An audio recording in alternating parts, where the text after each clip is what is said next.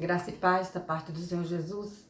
Que bom, irmãos, né? Estarmos aqui de novo, ainda que com muita saudade, né? Da nossa comunhão, de ali adorarmos juntos, de ouvirmos os irmãos, de orarmos pelos irmãos, de sabermos das novidades da vida de cada um, enfim, de estarmos juntos em outras ocasiões, de comermos juntos, de brincarmos, enfim. Mas o Senhor é sabedor de todas as coisas e com certeza tudo que Ele faz tem sentido, faz parte desse projeto dele, que abrange toda a humanidade, que é o projeto para salvar cada um que possa existir nesse mundo, né? A fim de que o nome de Jesus seja glorificado. Entretanto, vamos de alguma forma aproveitar tudo isso para crescermos, amadurecermos, né? Para viver o melhor de Deus nas nossas vidas. E eu gostaria que os irmãos abrissem, por favor, comigo o livro de 1 Reis, o capítulo 3, versículos de 1 ao 6. Por ordem do Senhor, um homem de Judá foi até Betel, quando Jeroboão estava em pé junto ao altar para queimar incenso. Ele chamou contra o altar, segundo a ordem do Senhor: altar, ó altar, assim diz o Senhor: um filho nascerá na família de Davi e se chamará Josias. Sobre você ele sacrificará os sacerdotes dos altares idólatras, que agora queimam incenso aqui, e os olhos humanos serão queimados sobre você. Naquele mesmo dia, o homem de Deus deu um sinal. Este é o sinal que o Senhor declarou: o altar se fenderá e as cinzas que estão sobre ele se derramarão. Quando o rei Jeroboão ouviu o que o homem de Deus proclamava contra o altar de Betel, apontou para ele e ordenou: prendam-no. Mas o braço que ele tinha estendido ficou paralisado e não voltava ao normal. Além disso, o altar se fendeu e as suas cinzas se derramaram, conforme o sinal dado pelo homem de Deus por ordem do Senhor. Então, o rei disse ao homem de Deus: interceda ao Senhor, o seu Deus, e ore por mim para que meu braço se recupere. O homem de Deus intercedeu ao Senhor e o braço do rei recuperou e voltou ao normal. Senhor, essa é a tua hora, faça aquilo que te apraz, segundo o teu bondoso coração. Venha sobre nós, Senhor, venha estar cortando as arestas, venha estar, Senhor, limpando os corações, venha estar promovendo a tua cura, venha estar cuidando de cada um de nós, através da tua palavra, pelo Espírito Santo, através também da tua unção, e somos gratos, Senhor, somos gratos por todas as coisas, somos gratos, Pai, por cada pessoa que ouve, somos gratos, Senhor, pela tua palavra, em nome de Jesus, amém. Irmãos, deixa eu falar uma coisa.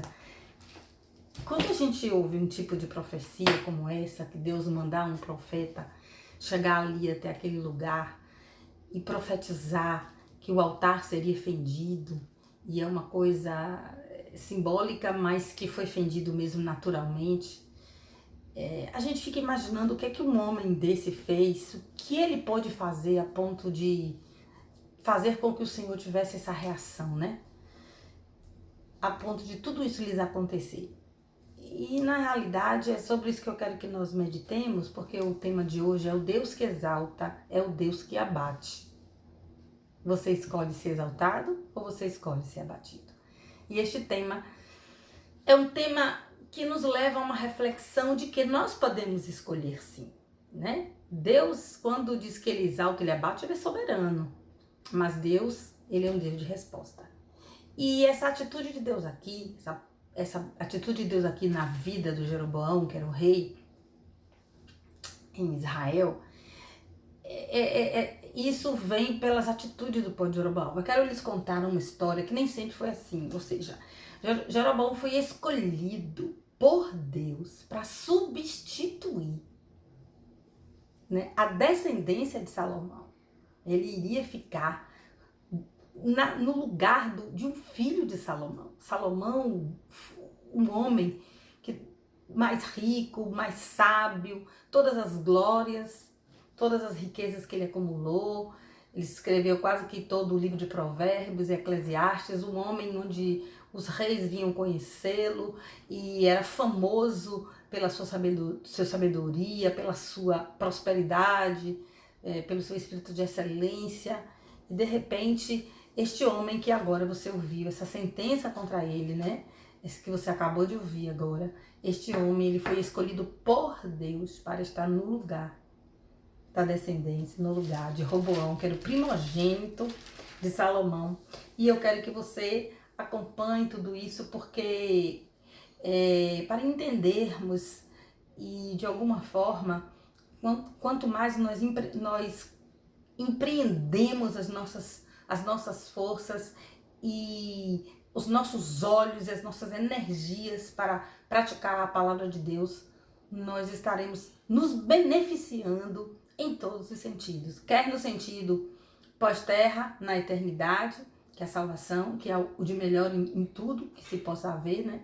E também aqui no sentido de estar aqui nessa terra, recebendo de Deus aquilo que Ele tem em seu propósito para cada um.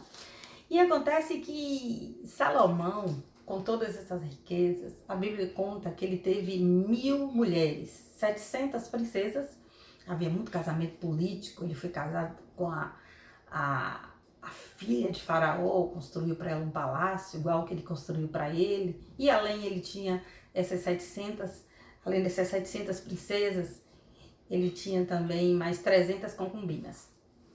E aí foi o grande primeiro erro da vida de Salomão, e foi a única coisa que ele não deveria ter herdado do pai. O pai também, ele era polígamo, e tinha um harém, o Davi, mas só que Davi amava o Senhor e era um homem segundo o coração de Deus. Por mais que ele tenha tido erros na vida dele, ele sabia viver o arrependimento, porque ele sentia um amor profundo pelo Senhor.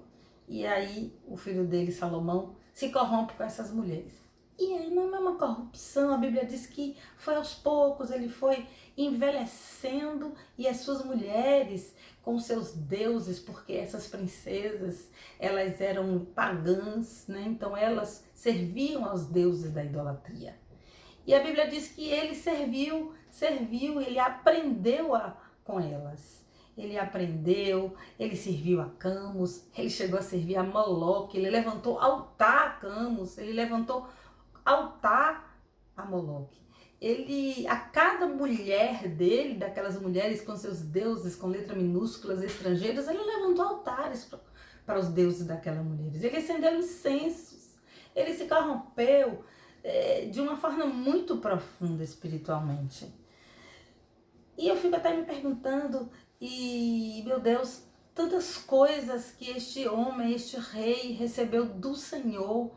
Que palavra eu poderia exprimir essas coisas que aconteceram aqui? Acho que ingratidão é pouco para imprimir um adjetivo ao comportamento do rei Salomão, que abandonou, não apenas desviou, mas ele também construiu uma outra fé, né? Ele construiu um lugar de destaque no coração dele e no coração das pessoas que o circundavam como Deus, até mesmo dos israelitas. Ele, então, constituiu o altar desses deuses em que Deus, durante todo o Antigo Testamento, quando as nações eram derrotadas a mando de Deus, o que Deus queria era justamente que o nome dele fosse glorificado, a fim de que Deus tirasse, por amor às pessoas, essas pessoas do engano e passassem a servi-lo, para que pudessem, no final, gozarem da salvação eterna. Infelizmente não foi assim com Salomão. Muito triste, muito doloroso. Eu acredito o coração de Deus quando recebeu de Salomão esse distanciamento na fé. E ele fala que Salomão fez tudo isso quando Deus apareceu a ele 2 vezes e tinha lhe dado tudo, e ele resolve então tirar o reino de Salomão. Ele resolve tirar o reino de Salomão, mas ele fala assim: mas não vai ser agora, vai ser na sua descendência. Eu quero que você continue por amor ao meu filho Davi.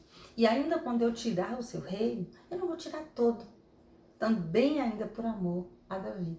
Olha que coisa interessante, nessa aliança que Deus tinha com Davi, é algo tremendo mesmo. E aí, o que acontece? Deus começa a suscitar adversários contra a vida de Salomão. E são 3 adversários que Deus se levanta, porque a Bíblia diz assim: a ira do Senhor se levanta contra Salomão.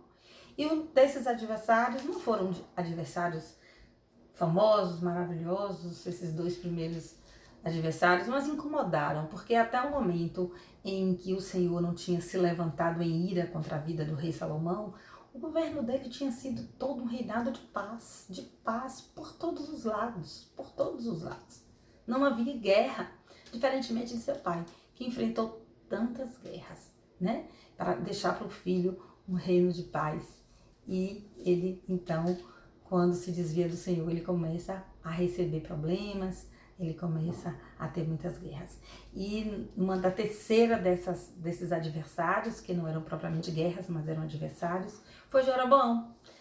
Jeroboão era um trabalhador, né? Ele trabalhava tomando conta do povo escravo, do povo que trabalhava forçado, imagine só, para Salomão. E aí Salomão viu o empenho dele e trouxe para estar com ele, e ele se revolta contra Salomão. Salomão tenta matá-lo, ele foge para o Egito. Enquanto ele foge para o Egito, rei Salomão passa algum tempo, morre. E quando o rei Salomão morre, o seu primogênito, seu filho Roboão, vem herdar o trono.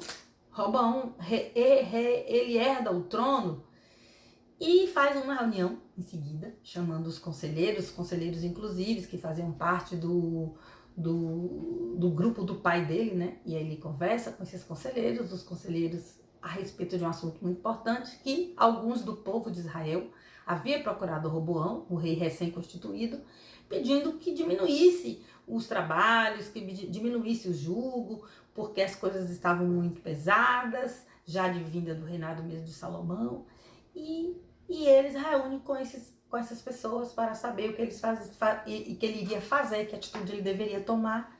Essas pessoas mais velhas falam para ele até que ele ficasse em paz com o povo, que ele ouvisse o clamor do povo, que ele ouvisse a reivindicação do povo, para que ele pudesse reinar para sempre. O que é que Salomão faz? O que é que o filho de Salomão faz? Roboão convoca outro grupo de pessoas, dessa vez jovens que foram criados com ele, e ali ele conta esse mesmo problema, e esses jovens têm um conselho completamente diferente dos anciões, das outras pessoas. E eles dizem assim: olha, eu acho que você não deveria ceder ao povo. Fale para o povo que o seu dedo mínimo é mais forte do que a perna de seu pai, uma expressão assim. E aí o que acontece?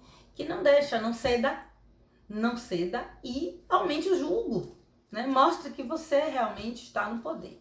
E aí Salomão, entre esses dois conselhos, infelizmente, ele segue os conselhos dos mais jovens companheiros dele ali no passado, e o povo então resolve se rebelar contra o rei Roboão.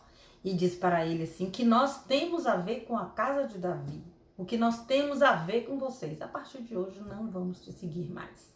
Então, a maior parte se rebela e não quer mais seguir Roboão, não quer mais se deixar reinar por Roboão. Ao passo que uma pequena parte, que foi justamente a de Judá, essa parte, ela permanece ali sobre o reinado do rei Roboão.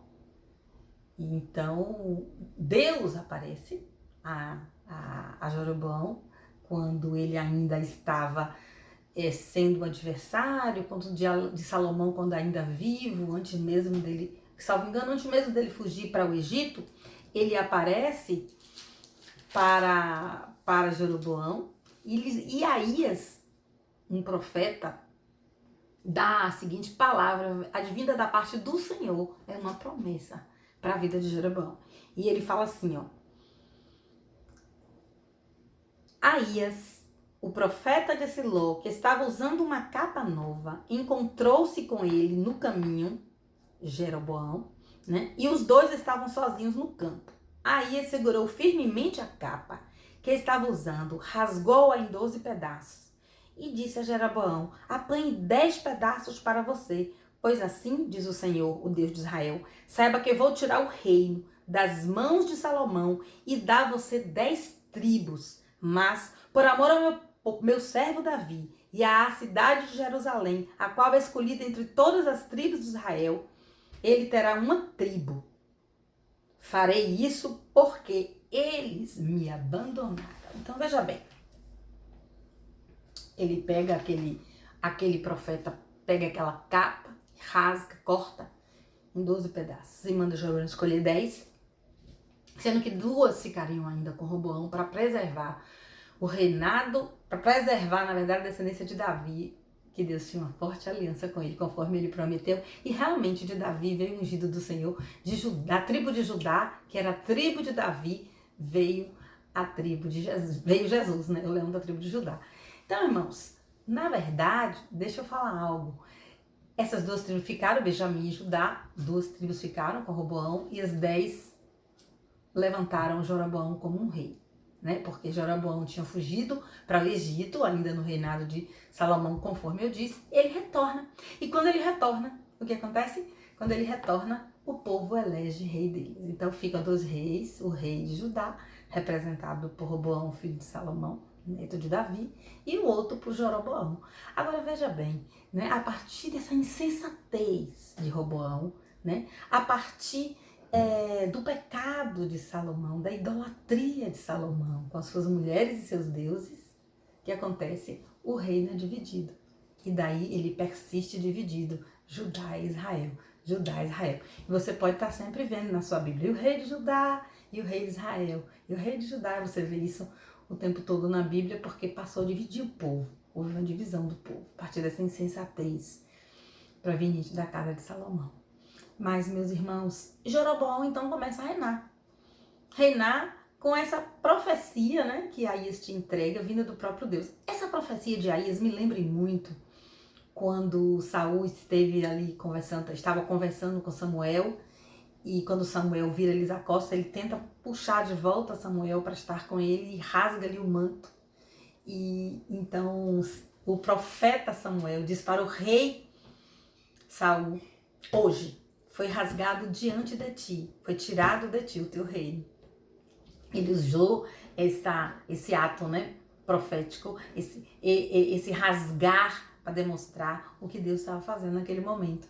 Então me lembra muito quando um profeta também, ele vê aquele pano rasgado, né, que era o campo da sua capa, que significava proteção espiritual, que tinha um significado muito profundo, capa, para o povo hebreu, né, que significava tantas coisas, autoridade espiritual, manto, e de repente a mesma situação, ele rasga aquela capa da mesma forma, o mesmo profeta, e aí ele traz para Jeroboão o reinado, e quando ele volta então lá do Egito, onde estiver escondido, ele assume o reinado, ele começa a reinar.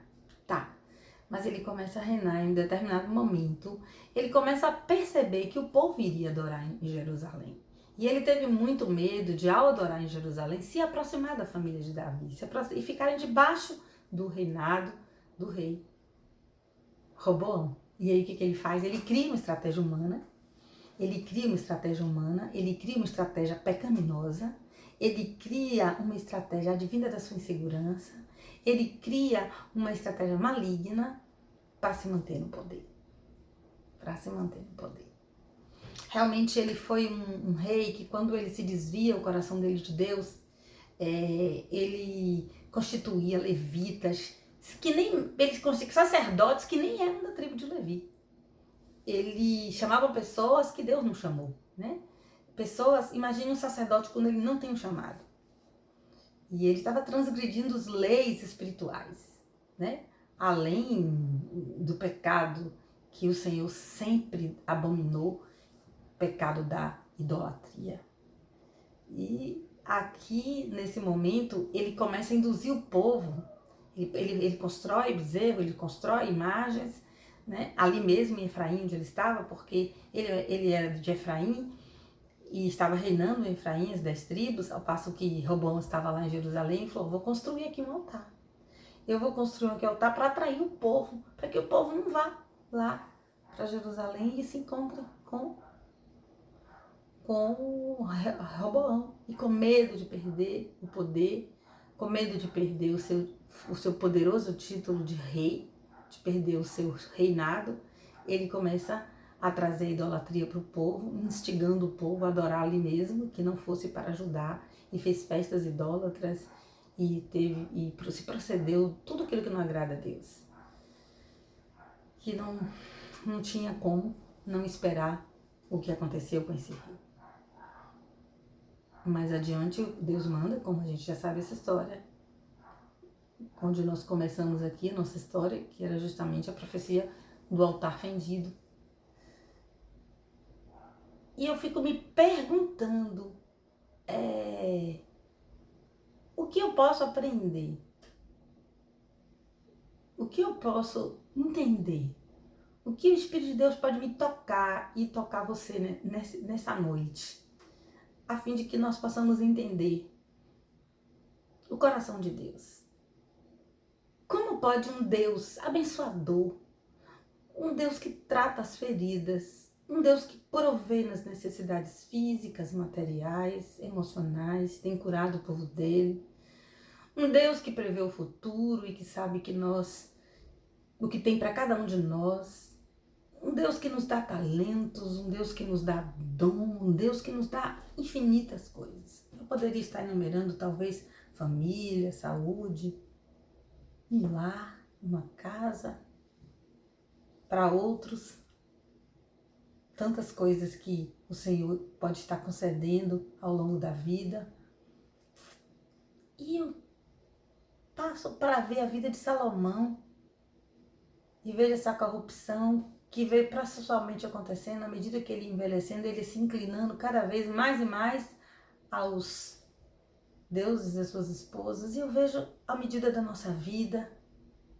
E eu vejo, será que não estamos esfriando em nossa fé? Será que não estamos buscando pouco a Deus? Será que de alguma forma, gradativamente, não estamos construindo altares que nos afasta de Deus, que levanta a ira de Deus? Será que de alguma forma não estamos fazendo as coisas de modo que a presença do Senhor esteja se distanciando de cada um de nós? Será que não precisamos urgentemente de um avivamento em nossas vidas, nos nossos quartos? Eu não posso à igreja, eu não posso para a vigília, eu não posso. Mas desde quando eu preciso de tudo isso para entrar na presença de Deus? Jesus morreu, o véu se abriu do alto até que nós pudéssemos entrar e chegarmos ali, no Santíssimo Lugar, num lugar para estarmos na presença, na intimidade com Deus. Por isso que ele morreu. Eu não preciso de nada, eu não preciso de simbologia, eu não preciso de arca, eu não preciso de chofar, eu não preciso de nada para a presença de Deus. Eu não preciso que um chofar chame a presença de Deus. Eu só preciso que tenha um coração sedento. Eu só preciso de me humilhar diante de Deus, rasgar o meu coração e pedir: vem, Senhor, vem com o peso da tua glória. Será que os momentos mais bonitos da nossa intimidade com Deus não ficou no passado? Será que os momentos de revelações mais profundas da parte de Deus não ficou também nesse passado? Eu me pergunto, será que mediante tantas essas coisas que nós temos recebido da parte do Senhor, nós temos procedido de forma que o Senhor se mantenha ao nosso lado? E eu fico muitas vezes pensando em relação a essa questão de Salomão e Davi. Davi lutou tanto, ele teve tantas guerras. Será que e eu vejo assim, Salomão teve tanta paz, mas será que se Salomão tivesse com que se preocupar mais? Será que se ele não tivesse tido tanta prosperidade, honra, fama, poder bélico, poder financeiro, tantas coisas, inspiração para escrever os livros de provérbios, não é? Será que ele, Salomão, tivesse enfrentado as guerras, tivesse estado ali em Ziclag com aquela polêmica, com os homens querendo matá-lo, qual Davi esteve, ou está ali em Gat, louco, babando, porque sabia que o rei poderia matá-lo, fugindo durante mais de 20 anos do rei Davi, entrando e saindo de cavernas? Será que ele teria tempo? Será que ele teria a predisposição a se afastar do Deus dele? Se ele tivesse enfrentado todas as coisas que o pequeno Davi, eu digo pequena estatura, porque foi um grande homem de Deus, estivesse ali enfrentando. E às vezes eu pergunto, será que tudo que Deus nos proporciona não pode nos levar a uma frieza? E o que eu quero te dizer com isso? Que às vezes você pode estar passando algumas dificuldades. Às vezes você pode estar passando por momentos difíceis na sua casa, na sua família, aumento financeiro. Realmente, quem não está nessa nação, passando por algo que verdadeiramente esteja precisando, né, urgentemente de um socorro, mas em você especial, que as coisas estão além até mesmo do confinamento, das circunstâncias do confinamento, mas você tem sofrido e tem chorado. Deixa eu te dizer, Davi chorou tanto, tocando harpa, adorando o Senhor, olhando o céu estrelado, compondo, estando em intimidade. Os momentos mais lindos foram justamente aqueles momentos de tanta pressão, e Deus se revelava, e ele conhecia Deus. E eu quero te dizer que nesses momentos onde você está buscando o Senhor, você tem a graça, você tem a presença, nós temos a Ele. E isso é tão importante, isso vai além de tantas coisas, isso vai além do que eu posso tocar, isso vai além do que eu posso pensar, sonhar, desejar ou realizar. Essa presença que Salomão rejeitou, essa presença que Roboão rejeitou, essa presença que Jeroboão também rejeitou. Deixe-me falar, essa presença onde aqueles homens no seu devido tempo foram exaltados. Em determinado tempo eles foram abatidos, porque eles se afastaram de Deus. Eu não estou fazendo apologia ao sofrimento, eu não estou fazendo apologia à sua dor, que é a dor maravilhosa, a dor de crente, eu não quero falar isso. Eu sei que a dor nos aproxima de Deus, sim, mas o que eu quero te falar é que embaixo de todo esse que você está vivendo, de toda a situação que você tem passado, existe sim um Deus que está perto de você. E que nesses momentos tristes, difíceis, complicados, é esse Deus que você vai recorrer. E é esse Deus que vai te responder. Você não vai ao Camus, ao Deus Camo, você não vai ao Moloque, não, você não vai aos deuses estranhos, porque você sabe que só Ele pode te dar respostas. Talvez se o nosso Salomão tivesse tido um problema mais emergente, doloroso, talvez ele não tivesse nem o ânimo de recorrer aos deuses de suas esposas, mas talvez ele recorresse, com certeza, talvez não, com certeza ele iria recorrer ao Deus de Israel, como o pai dele durante tantas vezes fez, e durante as vezes foi socorrido, socorro bem presente na hora de toda angústia.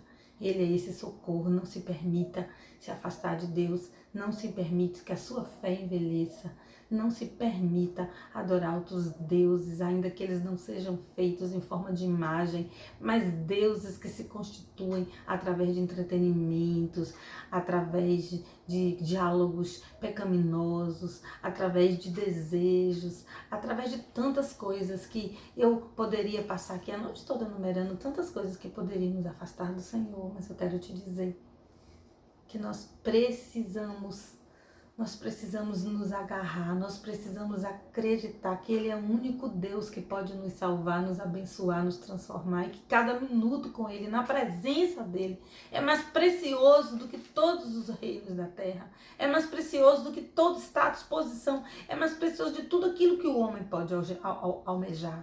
Essa presença oriunda de um tempo de fé, oriunda de uma busca, oriunda de um desejo de estar com Ele. Deus se apresenta à medida que nós o desejamos, à medida que nós o queremos.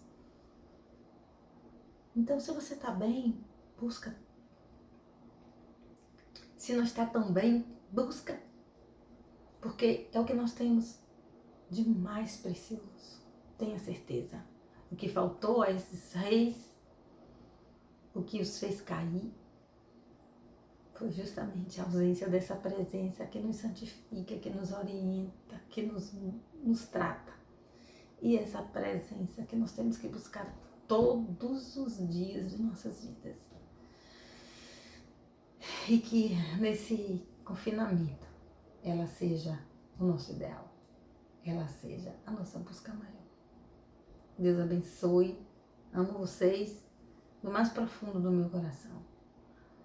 E em breve estaremos juntos, sim, juntos. E esse breve aqui tem uma conotação profética aqui e depois lá na glória estaremos juntos, sim. Porque eu não canso de repetir, ponha os seus olhos na eternidade, ponha os seus olhos nas coisas atemporais. Que o Senhor esteja cada dia mais pertinho do seu coração, falando ao seu coração, aquecendo a sua vida nos braços dele. Senhor te abençoe e te guarde. Até mais.